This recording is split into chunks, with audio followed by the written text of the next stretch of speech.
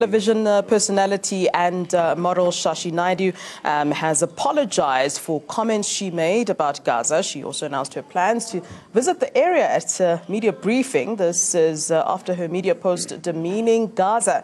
Naidoo also received death threats over her post. Well, the debate on the model, Shashi Naidoo's remarks on Palestine and Israel, as the Jewish Board of Deputies hot under the collar. They've blasted Naidoo's detractors, saying they're dragging her into the anti-Semitic agenda that many people around the world depicts when it comes to conflict in the Middle East. They're accusing Naidoo's critics of abusing the freedom of expression, but while Human Rights and Palestine Solidarity Organization, BDS, South Africa's Muhammed Desai joins us to speak more on this issue. Good morning, Muhammed. Thank you so very much for joining us. I think as a first question, had BDS, first of all, consulted with the Muslim community? I don't want to say the Muslim community because I would assume that they were the most offended by some of the statements that she made. On how they felt before issuing such a public forgiveness statement that you did yesterday. No, I mean, I think that we took our cue from, firstly, our own engagement with Shashi Naidoo.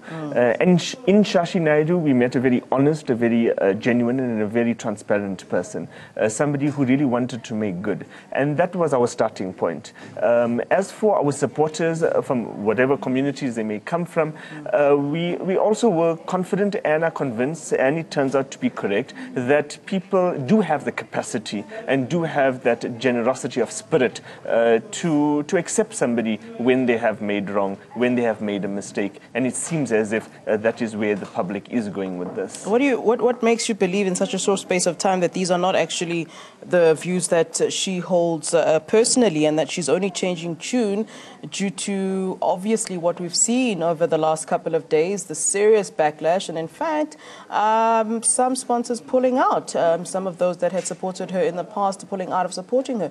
Could it have been a result of, I'm losing money here, I'm going to approach BDS to say, hey guys, listen, can you please just help me out a little bit here? And what did she say when she approached you? I think it's a fair skepticism that some may hold. I think it's a fair skepticism, but two things. The one is the hard evidence that she showed us in terms of the copying and pasting of the message, this very hurtful, derogatory and anti-Palestinian message. It really wasn't her views. It was something that she thought that she'd come across as smart because. Did she not read it? I think that she read a few sentences and she skimmed over it, not knowing anything or much about the issue, and pasting it. And that was the start of the problem. That was one of the first mistakes that she made. But in addition to that, as mentioned, there was a sincerity in her voice, and there was a sincerity in her engagements with us. And we had to embark on this conversation with her with a starting point of trust. The business deals and the contracts that have been lost, it has been lost, and it is true. It's not a rumor. Durban July has disinvited her, for example.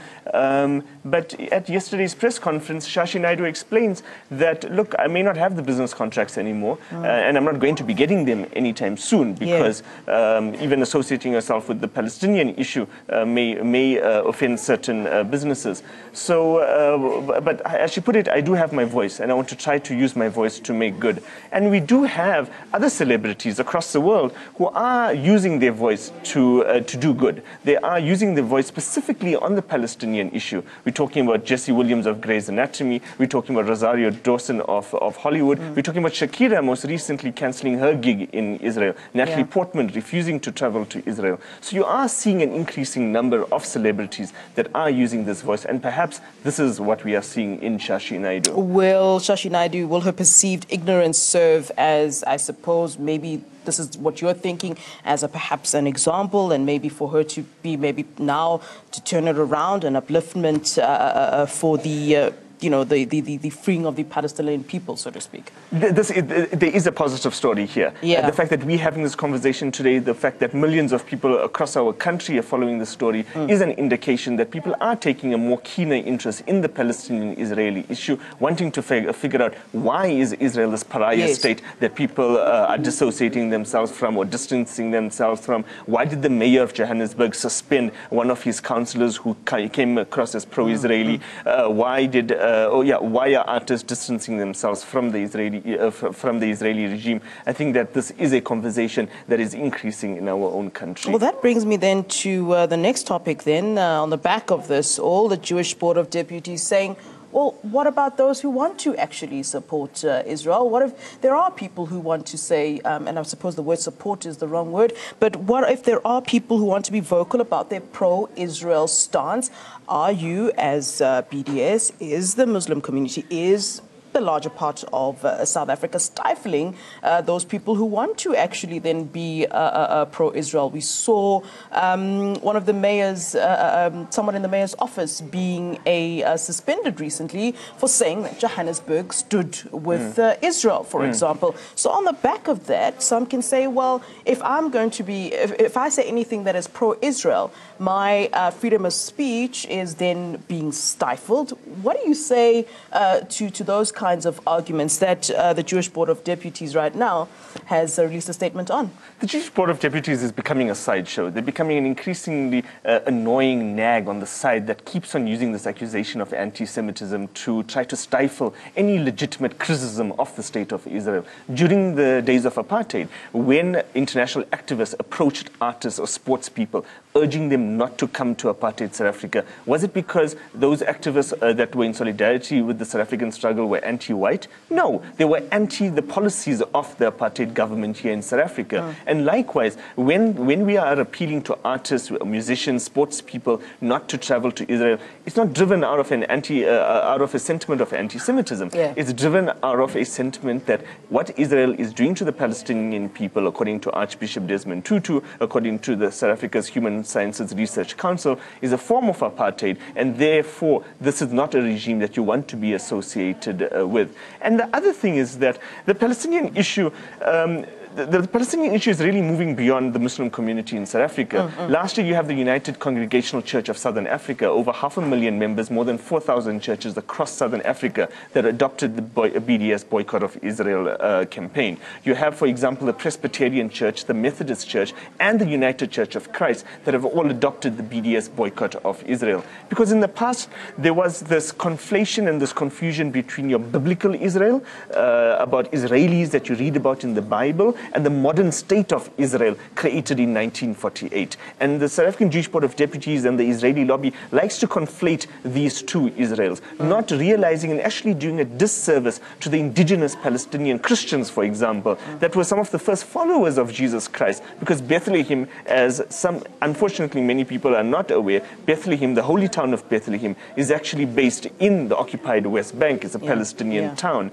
And so there is a shift taking place, but one of the most fascinating, inspiring and motivating shifts that we are seeing today is a shift actually within the Jewish community.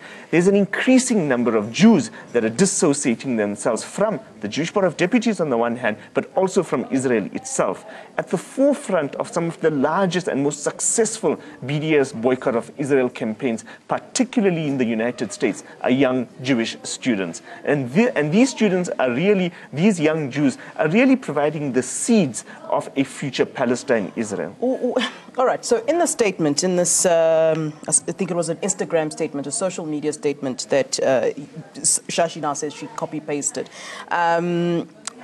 those who are pro-Israel will say, well, there was some truth in some of what she said. So I'm asking you to take off your BDS cap. Was there anything in that long statement that may have been true?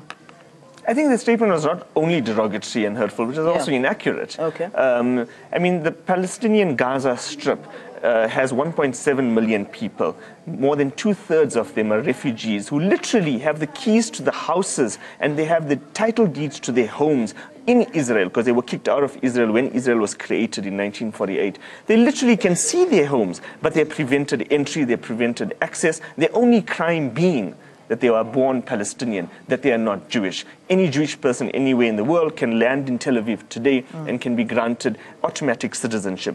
But if you're a Palestinian who had your home there, you are prevented entry. And so the Palestinian Gaza Strip is completely controlled by Israel, its land borders, sea borders, as well as its naval borders. And this is really, as again Archbishop Desmond Tutu has said, the world's largest open-air prison. And so the sentiments about trying to justify this Israeli occupation of the Gaza Strip in those comments were really your typical Israeli propaganda, trying to blame Hamas, for example, one of the political organizations based there. And it's a similar tactic that the lobby that tried to support apartheid South Africa used to suggest that the African National Congress is a terrorist organization and that Nelson Mandela deserves to be in Robben Island. It's the same kind of tactics that the Israeli lobby are Muhammed using. Desai, thank you so very much. A huge conversation there that obviously still needs more unpacking, clearly. Thank you so much for giving us your time. That's BDS convener Muhammed Desai speaking to us, of course, about that story that's taken over, well, not only social media, but generally the media in general, hey, hasn't it? All right, thank you very much. We appreciate your time.